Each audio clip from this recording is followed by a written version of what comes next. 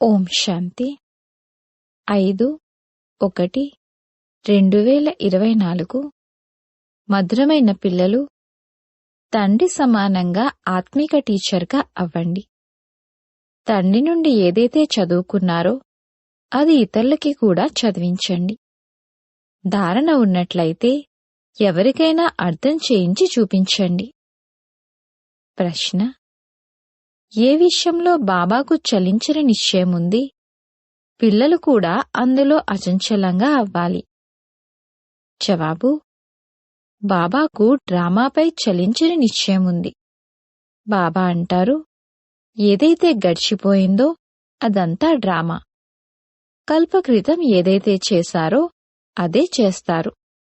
Drama మిమ్మల్ని ఏ విషయంలోనూ కిందా మీద చేయనివ్వదు. కాని ఇప్పటివరకు పిల్లల అవస్థ ఈ విధంగా తయారవ్వలేదు.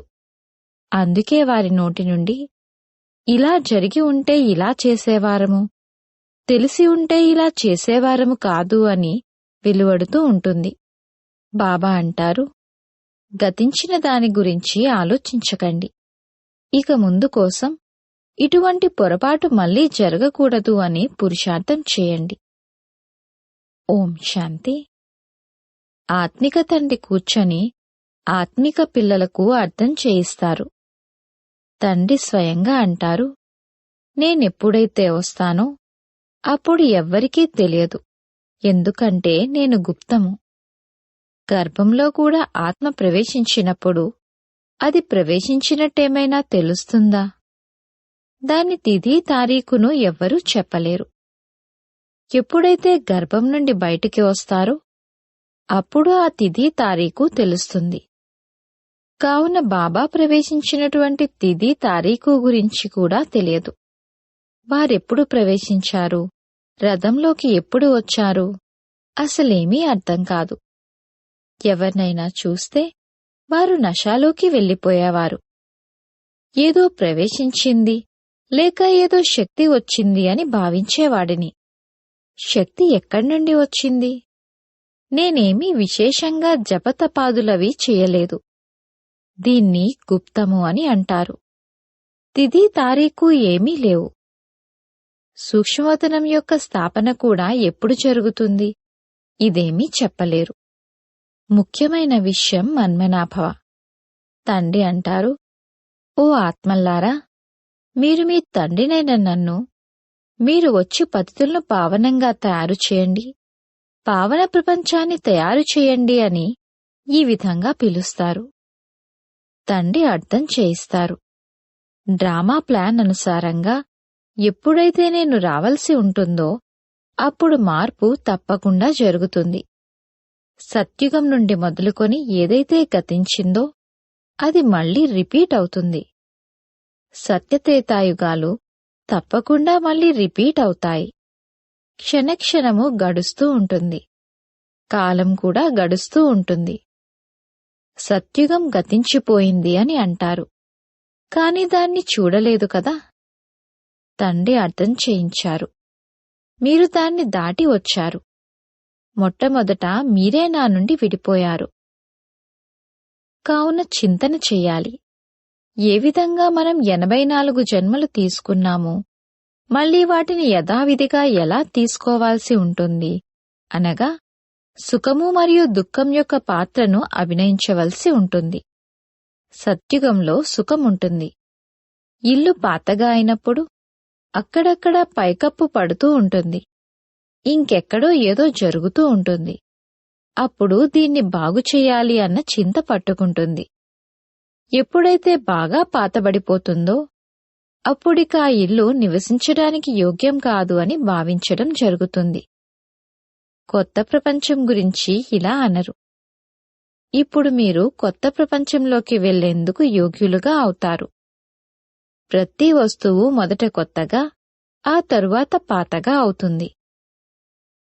ఇప్పుడు పిల్లలైన మీకు ఇది గుర్తుకొస్తుంది. ఇంకెవ్వరూ ఈ విషయాలను అర్థం చేసుకోలేరు. గీత, రామాయణము మొదలైనవి వినిపిస్తూ ఉంటారు. అందులోనే బిజీగా ఉంటారు.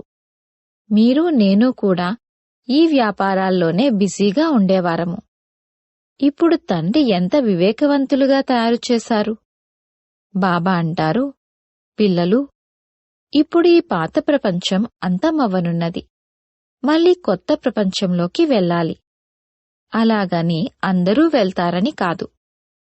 అందరూ ముక్తిధామంలో కూర్చుండిపోవడమనేది కూడా నియమం కాదు. అలా జరిగితే ప్రళయం జరుగుతుంది. ఇది పాత ప్రపంచము మరియు కొత్త ప్రపంచం యొక్క ఎంతో కళ్యాణకారి సంగమయుగమని మీకు తెలుసు. ఇప్పుడు మార్పు జరగనున్నది. ఆ తరువాత శాంతిధామంలోకి వెళ్తారు. అక్కడ సుఖం యొక్క అనుభూతి అన్న విషయం కూడా ఏదీ ఉండదు. యజ్ఞంలోనైతే విఘ్నాలు కలిగాయి, అవి కలుగుతూనే ఉంటాయి. కల్పం తరువాత కూడా కలుగుతూనే ఉంటాయి. మీరిప్పుడు దృఢంగా అయ్యారు. ఈ స్థాపన వినాశనము అనేది చిన్న పనేమీ కాదు. విఘ్నం ఏ విషయంలో కలుగుతుంది? తండ్రి అంటారు, కామం మహాశత్రువు. ఈ విషయంపైనే అత్యాచారాలు జరుగుతాయి. ద్రౌపది ఉదాహరణ కూడా ఉంది కదా. బ్రహ్మచర్యం విషయంలోనే మొత్తం గొడవ అంతా ఉంది. సతోప్రధానం నుండి తమోప్రధానంగా తప్పకుండా అవ్వాలి. మెట్లు దిగాల్సిందే. ప్రపంచం తప్పకుండా పాతబడాల్సిందే. ఈ విషయాలన్నింటి గురించి మీరే అర్థం చేసుకుంటారు మరియు స్మరిస్తారు కూడా. అలాగే చదువుకుని చదివించాలి కూడా. టీచర్గా అవ్వాలి. తప్పకుండా జ్ఞానం బుద్ధిలో ఉంది. కావుననే చదువుకొని టీచర్గా అవుతారు. మళ్ళీ టీచర్ నుండి ఎవరైతే నేర్చుకొని చురుకైన వారిగా అవుతారో వారిని గవర్నమెంట్ పాస్ చేస్తుంది. మీరు కూడా టీచర్లే. తండ్రి మిమ్మల్ని టీచర్లుగా తయారు చేశారు. ఒక్క టీచర్ ఏమి చేయగలరు? మీరందరూ ఆత్మిక టీచర్లు. కావున బుద్ధిలో జ్ఞానం ఉండాలి. మనుషుల నుండి దేవతలుగా తయారయ్యే జ్ఞానం పూర్తిగా సరైనది. ఇప్పుడు పిల్లలైన మీరు ఎంతగా తండ్రిని స్మృతి చేస్తారో అంతగా లైట్ వస్తూ ఉంటుంది. మనుషులకు సాక్షాత్కారం జరుగుతూ ఉంటుంది.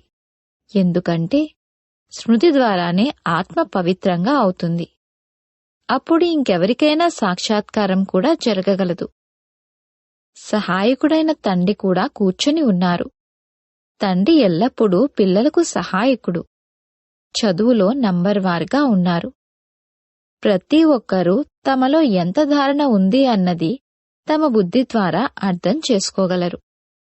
ఒకవేళ ధారణ ఉన్నట్లయితే ఎవరికైనా అర్థం చేయించి చూపించండి. ఇది ధనం వంటిది. ధనాన్ని ఇవ్వకపోతే వీరి వద్ద ధనం ఉంది అని ఎవరూ అంగీకరించరు కూడా. ధనాన్ని దానం చేస్తే మహాదానులు అని అంటారు. మహారథి అన్నా మహావీరన్నా విషయం ఒకటే. అందరూ ఒకే విధంగా అయితే ఉండలేరు. మీ వద్దకు ఎంతమంది వస్తారు? ఒక్కొక్కరితో కూర్చుని తలబాదుకుంటారా? వారు వార్తాపత్రికల ద్వారా ఎన్నో విషయాలను విన్నప్పుడు ఎంతో వేడిగా అయిపోతారు. మళ్ళీ ఎప్పుడైతే మీ వద్దకు వచ్చి వింటారో అప్పుడు మేం పరమతంపై ఏమేమో చేశాము, ఇక్కడైతే చాలా బావుంది అని అంటారు. ఒక్కొక్కరిని సరిదిద్దడానికి కృషి చేయాల్సి ఉంటుంది. ఇక్కడ కూడా ఎంత కృషి చేయాల్సి వచ్చింది. అయినా కాని కొందరు మహారథులుగా, కొందరు గుర్రపు స్వారీవారిగా, కొందరు పాదాచారులు ఉన్నారు. ఇది డ్రామాలోని పాత్ర. చివరికి విజయం మీకే లభించనున్నదని మీకు తెలుసు. ఎవరైతే కల్పపూర్వం తయారయ్యారో వారే తయారవుతారు. పిల్లలు పురుషార్థమైతే చేయాల్సిందే. అర్థం చేయించేందుకు ప్రయత్నించండి అని తండ్రి సలహాను ఇస్తారు. మొదటైతే శివబాబా మందిరంలోకి వెళ్లి సేవ చేయండి. వీరెవరు? వీరిపై నీటితో ఎందుకు అభిషేకం చేస్తున్నారు అని మీరడగవచ్చు. మీకు మంచి రీతిలో తెలుసు. బొగ్గులు తీసుకోవడానికి వెళ్లి యజమానిగాయి కూర్చుండిపోయారు అని అంటారు. ఈ ఉదాహరణ కూడా మీదే. మీరు మేల్కొలిపేందుకు వెళ్తారు. మీకు ఆహ్వానాన్నిచ్చి పిలుస్తారు. అటువంటి ఆహ్వానం వస్తే సంతోషం కలగాలి. కాశీ మొదలైన స్థానాల్లో పెద్ద పెద్ద టైటిల్స్ను ఇస్తారు. భక్తిలో ఎన్ని లెక్కలేనన్ని మందిరాలున్నాయి. అది కూడా ఒక వ్యాపారమే. ఎవరైనా మంచి స్త్రీని చూస్తే ఆమెకు గీతను కంఠస్థం చేయించి ముందు పెడతారు. ఆ తరువాత ఏ సంపాదనైతే జరుగుతుందో అది వారికి లభిస్తుంది. వాస్తవానికి అందులో ఏమీ లేదు. మంత్రతంత్రాలు ఎంతగానో నేర్చుకుంటారు. అటువంటి స్థానాలకు వెళ్ళాలి. పిల్లలైన మీరు ఎప్పుడూ శాస్త్రాల్లోని అర్థాల గురించి వాదించకూడదు. మీరు వెళ్లి తండ్రి పరిచయాన్ని ఇవ్వాలి. ముక్తి జీవన్ముక్తిదాత ఒక్కరే. వారి మహిమను చేయాలి. వారంటారు, స్వయాన్ని ఆత్మగా భావిస్తూ నన్ను స్మృతి చేయండి. అంతేకాని మన్మనాభవ అంటే అర్థం గంగలోకి వెళ్లి స్నానం చేయమని కాదు. మామేకం అనగా నన్నొక్కర్నే స్మృతి చేయండి అని అర్థం. నేను ప్రతిజ్ఞ చేస్తున్నాను, నేను మిమ్మల్ని సర్వ పాపాల నుండి విముక్తులుగా చేస్తాను. ఎప్పటినుండైతే రావణుడు వచ్చాడో అప్పటినుండి పాపాలు మొదలయ్యాయి. కావున ఉన్నత పదవిని పొందేందుకు ఎంతో పురుషార్థం చేయాలి. పదవి కొరకు మనుషులు రాత్రింబవళ్లు ఎంతగా కష్టపడుతూ ఉంటారు. ఇది కూడా చదువు. ఇందులో పుస్తకాలు మొదలైన వాటిని తీసుకునే విషయమేమీ లేదు.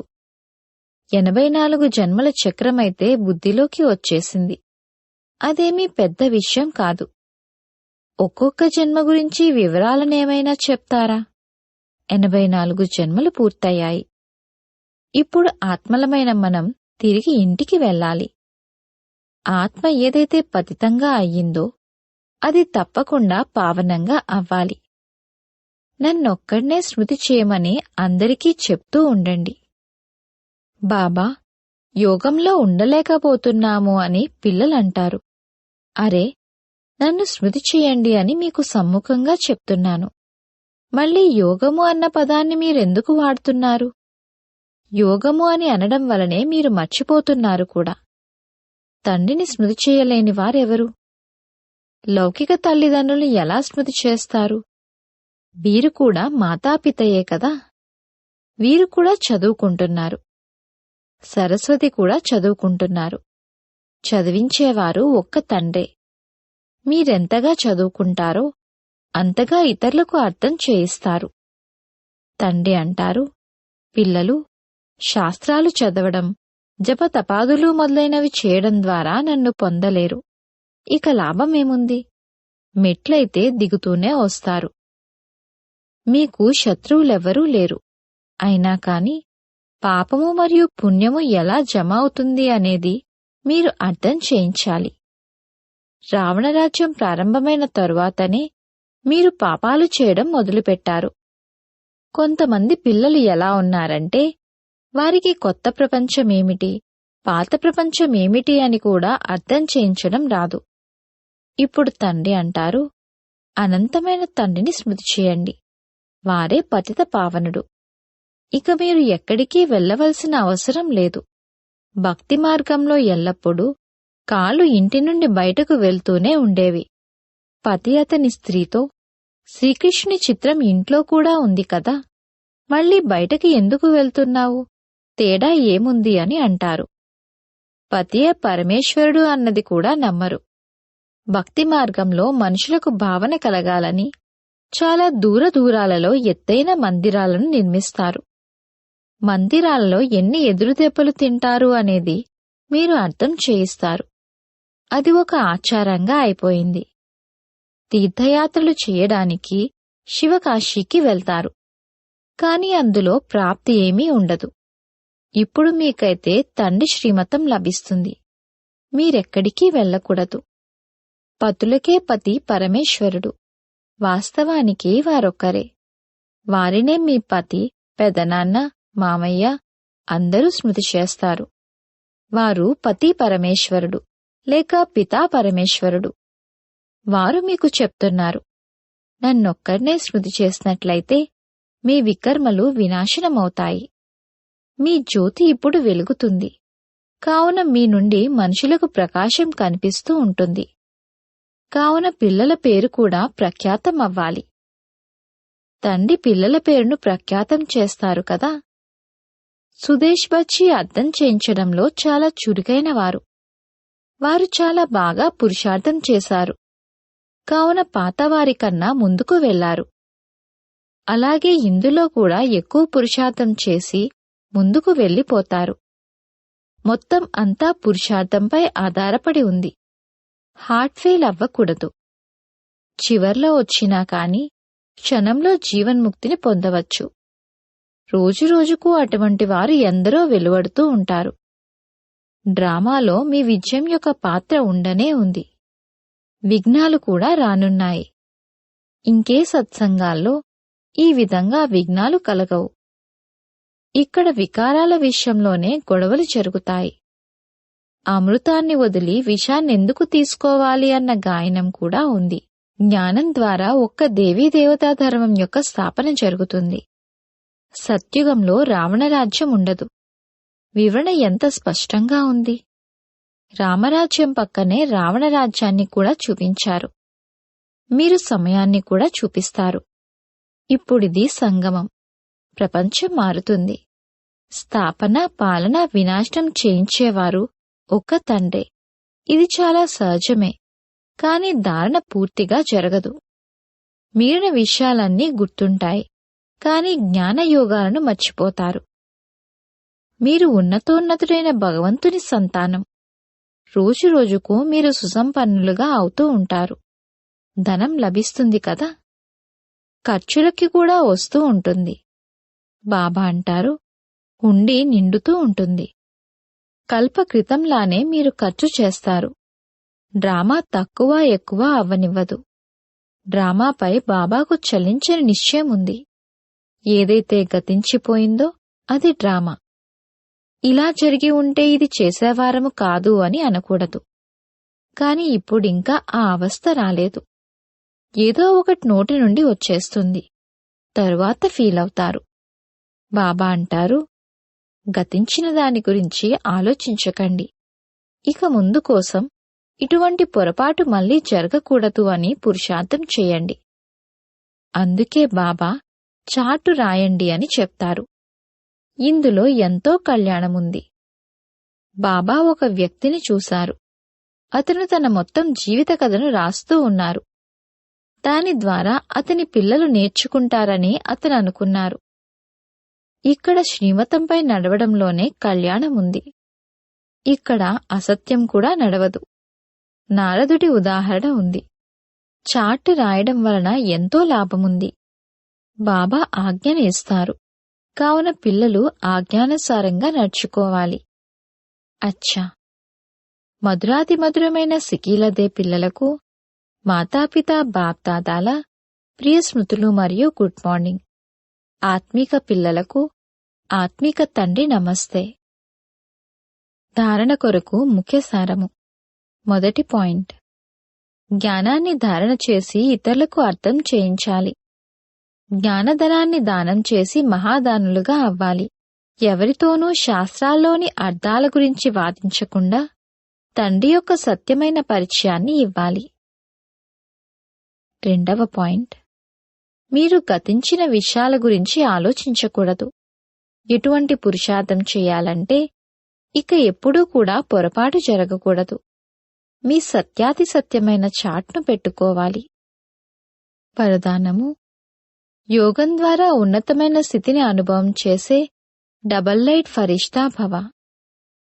రాజ్యోగి పిల్లలైన మీరు యోగంలో ఉన్నత స్థితిని అనుభవం చేస్తారు. హఠయోగులు కేవలం శరీరాన్ని పైకి లేపుతారు. మీరు ఎక్కడ ఉన్నా సరే ఉన్నతమైన స్థితిలో ఉంటారు. అందుకే యోగులు ఎత్తైన స్థానాల్లో ఉంటారు అని అంటారు. మీ మనోస్థితి యొక్క స్థానం ఉన్నతమైనది, ఎందుకంటే డబల్ లైట్గా అయ్యారు. ఆ మాటకొస్తే ఫరిష్టాల పాదాలు భూమిపై నిలవవు అని కూడా అంటారు. ఫరిష్తా అనగా వారి బుద్ధిరూపీ పాదం భూమిపై ఉండదు, దేహబానం ఉండదు, పాత ప్రపంచం పట్ల ఎటువంటి ఆకర్షణ ఉండదు. స్లోగన్: ఇప్పుడు ఆశీర్వాదాల ఖాతాను నిండుగా చేసుకున్నట్లయితే మీ చిత్రాల ద్వారా అందరికీ అనేక జన్మలకు ఆశీర్వాదాలు లభిస్తూ ఉంటాయి. అవ్యక్త సైలెన్స్ ద్వారా డబల్ లైట్ ఫరిష్తా స్థితిని అనుభవం చేయండి. ఫరిష్తా స్థితిని అనుభవం చేయడానికి ఇప్పుడిప్పుడే శబ్దంలోకి వస్తూ చర్చించుకుంటూ ఎటువంటి వాతావరణంలో ఉన్నా కాని క్షణంలో సర్వ సంకల్పాలను ఆపుచేసి శబ్దానికి దూరంగా అతీతమైన ఫరిష్తా స్థితిలోకి స్థితులైపోండి. ఇప్పుడిప్పుడే కర్మయోగి, ఇప్పుడిప్పుడే ఫరిష్తా అనగా శబ్దానికి దూరమైన అవ్యక్త సైలెన్స్ యొక్క అనుభూతి. ఈ అభ్యాసమే చివరి పరీక్షలో విజయులుగా చేస్తుంది. ఓం శాంతి.